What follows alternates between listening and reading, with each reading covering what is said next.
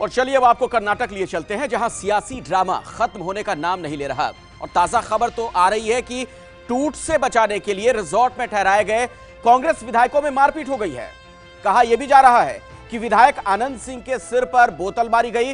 कांग्रेस इसे गलत बता रही है, वहीं बीजेपी इस घटना में मजे ले रही है।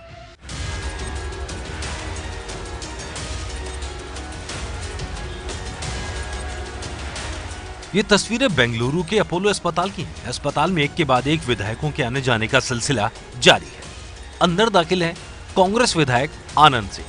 रिपोर्ट्स के मुताबिक बेंगलुरु के एक रिजॉर्ट में कांग्रेस के ही विधायक ने आनंद सिंह के सिर पर बोतल से प्रहार किया है। लेकिन जब कांग्रेस विधायक मिलकर बाहर निकल रहे हैं तो सुनिए क्या कह रहे हैं। अच्छे एक दोस्त है और एक ही जिले से तीनों, बल्लारी जिले से तीनों एमएलए हैं। तीनों एक दोस्त है। रात में 2 बजे तक खाना खाए साथ में है। 2 बजे के बाद भीमा नाई के रूम में गए। गणेश और आनंद सिंह मिलके बातचीत कर रहे थे आधा घंटा। कुछ बातचीत में दोस्तों में साझा है। आपके दोस्त लोग नहीं है? आपका भी दोस्तों से गलाटा नहीं हुआ? दोस्तों में होता है ना थोड़ा बहुत। आप बोले जैसा नहीं है। 15 स्टिचेस पड़ा है, बॉटल लेके मारा है। आनंद सिंह को 16 स्टिचेस पड़ा है। अगर एक भी स्टिचेस पड़ा है ना, आप जो बोले मंजूर है। सुना आपने, विधायक मान रहे हैं झगड़ा तो हुआ, लेकिन ये दोस्ताना फाइट थी। इस फाइट में 3 किरदारों की बात भी उन्होंने मानी। ये हैं आनंद सिंह, भीमा नायक और गणेश। अस्पताल पहुंचने वालों में कर्नाटक कांग्रेस अध्यक्ष ईश्वर खंड्रे भी थे। उन्होंने झगड़े की बात से इनकार किया, पर अस्पताल में दाखिल होने की वजह नहीं बताई। कर्नाटक में कांग्रेस बीजेपी पर विधायकों को तोड़ने का आरोप लगा रही है। इसलिए बचाने के लिए अपने विधायकों को कांग्रेस एक रिजॉर्ट में लेकर जुटी है। कांग्रेस विधायक दावा कर रहे हैं झगड़ा राजनीति को लेकर नहीं हुआ। He'll get discharged. Is fully all right. Rumor is that there are some fighting Nothing of that sort has happened.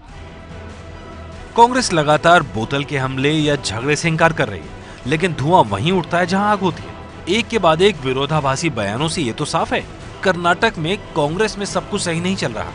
BJP इस बहाने कांग्रेस को घेर रही है। मुझे इस बात की कहीं जानकारी नहीं है, पर मैं उम्मीद करती हूं कि ये जो सूत्रों के हवाले खबर आ रही है उसमें किसी तरीके का ना तथ्य है ना सत्य है। और जहां भी कांग्रेस पार्टी की सरकार को लेकर प्रश्न चिन्ह है, जिस तरीके से भारतीय जनता पार्टी एक इलेक्टेड गवर्नमेंट को डिस्टेबलाइज करने का काम कर रही है, वो देश के सामने जग जाहिर है। और देश देख रहा है पूरा ड्रामा कि कैसे धन के बल पर ये पूरी राजनीति रची जा रही है कि जहां जहां उनकी सरकार नहीं है वहां पे अपनी सरकार थोपने का काम हो रहा है। पिछले दिनों चर्चा तेज चली कि सत्तारूढ़ दल के विधायक को दल बदल कराकर बीजेपी ऑपरेशन लोटस के जरिए राज्य में सत्ता में फिर काबिज होना चाहती है, जो कामयाब नहीं रहा। अभी ताजा हाल ये है कि कर्नाटक में कांग्रेस जेडीएस की सरकार चल रही है। राज्य में 224 विधानसभा सीट हैं, वहीं बीजेपी के 104 विधायक हैं, जबकि जेडीएस और कांग्रेस के पास 116 विधायक।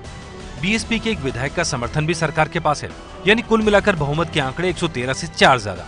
राजनीति का गणित ये कहता है कि अगर जेडीएस कांग्रेस का बहुमत 113 से नीचे आता है तो सरकार गिर जाएगी। ऐसे में पार्टी के अंदर ही झगड़े की खबरें राज्य में कांग्रेस और जेडीएस सरकार के लिए किसी खतरे से कम नहीं।